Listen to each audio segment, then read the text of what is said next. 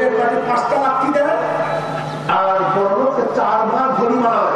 আর ইসলামী অর্থনীতি সবই গরিবদের জন্য, চাকা কাদের জন্য, ওষুধ কাদের জন্য, কথা বলে শুক্লা কাদের জন্য, দাম কাদের জন্য, মানব কাদের জন্য।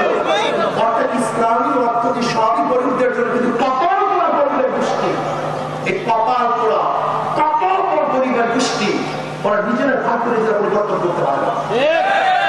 চোর টাকা বদমাশের লুটেরা এবং খুনিদেরকে ক্ষমতায় বসায়, কিন্তু যারা দরিদ্রদের নির্ণয় করে কাজ করে তাদের তারা পছন্দই করে না। আমি বিশ্বাস করি ইসলামী অর্থনীতি যদি অ্যাপ্লাই করা হয় তাহলে 5-10 বছরের মধ্যে বাংলাদেশের সমস্ত গরিবরা দরিদ্র সীমার উপরে চলে যাবে। এখানে মানবতা প্রতিষ্ঠিত হবে, সাম্যতা প্রতিষ্ঠিত হবে, ন্যায় বিচার প্রতিষ্ঠিত হবে, এই দেশ হেফাজত থাকবে।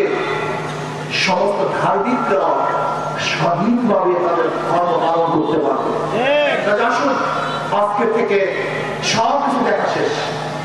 আমরা সোনার বাংলা দেখেছি, সবুজ বাংলা দেখেছি, নতুন বাংলা দেখেছি, ডিজিটাল বাংলা দেখেছি, স্মার্ট বাংলা দেখেছি। সব বাংলা দেখা শেষ। এবার আমি ইসলামী বাংলা দেখতে চাই।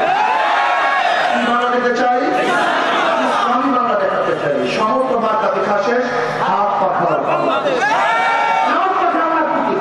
যারা নৌকা নির্বাচন করে তারা নৌকা চালাতে পারে না, যারা ধানের শিশু নির্বাচন করে ধান কাটতে পারে না, যারা নাঙ্গল নির্বাচন করে নাঙ্গল মাইতে পারে না, কিন্তু হাত পাখা আমরা কুটি যে নির্বাচন করে সেও চালাতে পারে।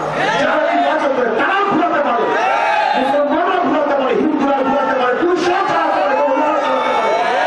সত্যি তাই, যারা যে কুটির নিয়ে নির্বাচন করে বুকের মধ্যে রাখিয়ে সেই কুটির কেউ ঘুমায় না, কিন্তু হাত পাখা আমরা কুটি যে কুটির বুকে নিয়ে মানুষ ঘুমাইতে পারে।